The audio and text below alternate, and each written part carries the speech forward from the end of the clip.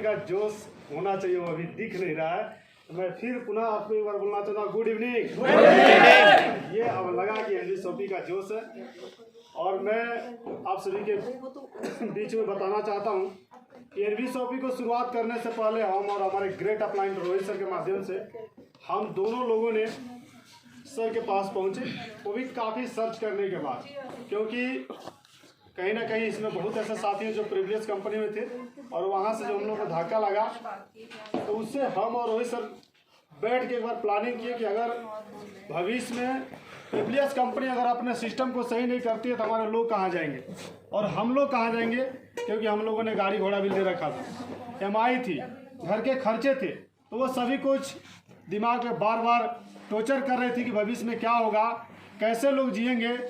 क्योंकि एक इंसान अपना भोजन अगर करना हो तो कहीं से व्यवस्था कर सकता है, लेकिन उनके पास अगर 10-20 हज़ार का नेटवर्क हो, वो नेटवर्क क्या करेगा। इसी को देखते हुए हम लोग रात दिन जग के ये सोच रहे थे कि बेहतर कहाँ चला जाए, बेहतर कौन सी कंपनी है, और इसी को सर्च करते करते हम लोग दर्द हो जाता था। यूट्यूब पे जाता था, जगह जगह फेसबुक, हर जगह सोचने के बाद से, देखने के बाद से, एक जगह फेसबुक के माध्यम से एक नंबर मिला सर का। फिर सर का नाम हम लोगों ने यूट्यूब पे सर्च किया, बहुत सारे वीडियो देखे सर का, और वीडियो देखने के बाद से हम लोगों ने काफ़ी सर के अंदर, उस समय सर का तबीयत काफ़ी ख़राब था, मौसम ख़राब था, बारिश हो रहा था, सर का बुखार लगा हुआ था, फिर भी हमने प्रेशर डाला कि सर नहीं, कुछ भी हो जाए, समय नहीं है, निकला जाए। और हम और सर निकल पड़े एनवीएसओपी का ऑफिस देखने के लिए। वहाँ देखने के लिए हम लोगों ने गया, तो बीच में सिर्फ केतन सर का एक कॉल आया था कि सर आप क्या कर रहे हैं, कोई डिसीजन लेंगे तो बताइएगा। फिर वहाँ हमने गए, देखने के बाद से एनवीएसओपी को देखा गया, सर से मिला गया, और लगातार 8 घंटे एमआई अहमद सर के साथ मीटिंग हुई। और उस 8 घंटे मीटिंग के दौरान जो भी डाउट थे, सारे डाउट क्लियर हुए, और लास्ट में एक चीज़ झकझोर कर रख दिया, और वो था ये कि आप एग्रीमेंट करिए कि कंपनी छोड़ के नहीं जाएंगे, हम एग्रीमेंट कर रहे हैं कि प्लान कभी चेंज नहीं करेंगे।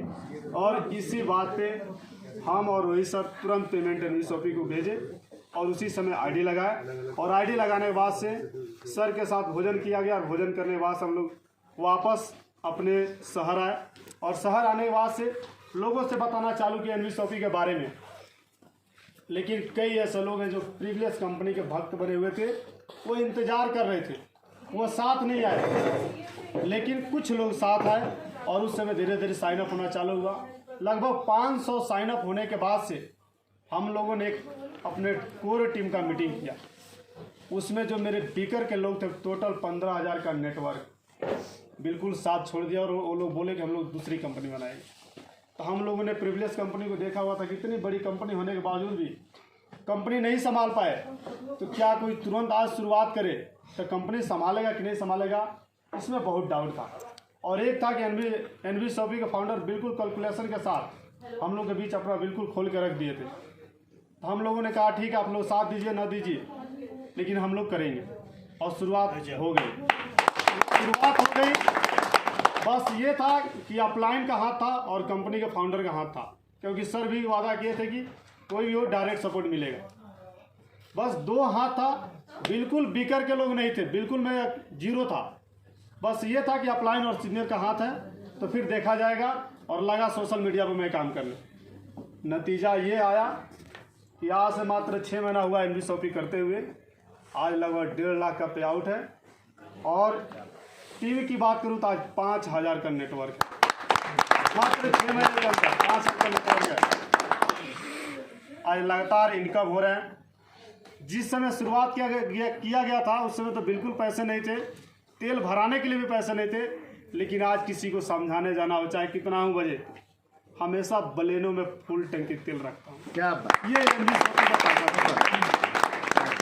बस आप सभी से एक ही चीज़ बोलना चाहता हूँ, आप भटकना छोड़िए, आइए मिलकर इतिहास रखें और अच्छा जाए। और आने वाले टाइम में हिंदुस्तान के हर जगह जहाँ भी दिखे, तो कोई अगर किसी कंपनी में जाना चाहे तो एक ही नाम है, और वो है एनवीएसओपी। इस तरीके से काम किया जाए, बस मैं यही